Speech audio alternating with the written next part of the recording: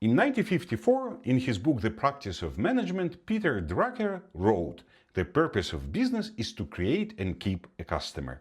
Everyone knows this quote. But Drucker never explained, in this book or any other, exactly how to create a customer. In this video, we will break down what this formula actually means. Businesses make money by meeting customer needs, but every situation is different. Imagine 3 scenarios.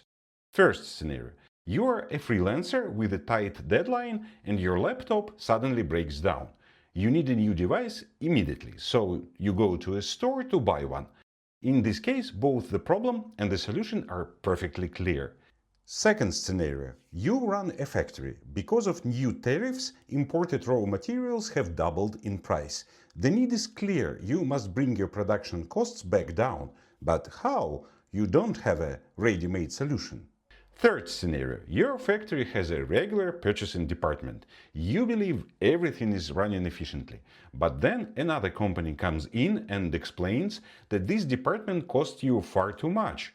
They offer to outsource your purchasing for a third of the price. Before they arrived, you had no idea you even had a problem. But now you recognize the need and are ready to pay. These situations fit neatly into a simple 2x2 matrix.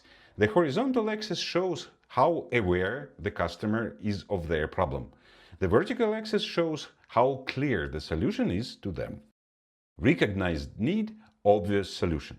This is classic competition. This includes cars, smartphones, concrete, and many other B2B products.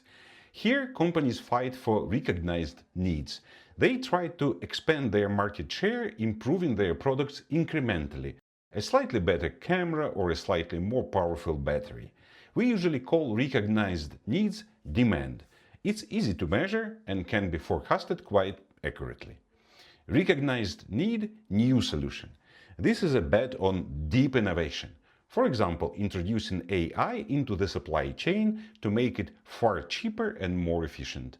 The need stays the same, but the technology is completely new. Unrecognized need, new solution. This is exactly what creating a customer means. You find a problem the customers didn't even know they had and offer an elegant solution.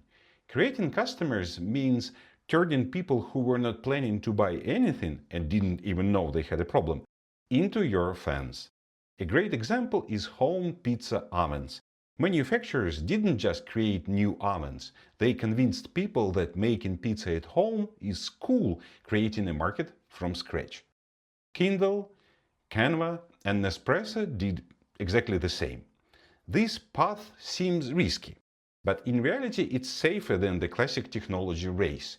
When you develop a complex innovation for a known demand, you don't know what your competitors are doing at the moment. Often, several companies launch breakthrough solutions based on new technology at the same time.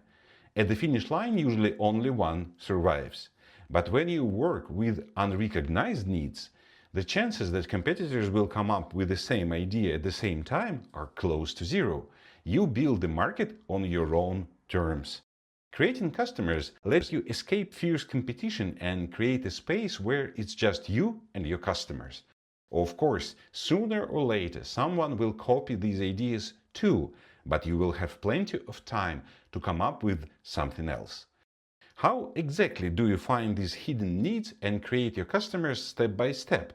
I cover this in detail in my mini book, Create Customers No Competitor Can Steal. You can find the link in the description below. I also write about this in my newsletter, Strategic Seeing Club, which you can subscribe to for free. The link is also in the description.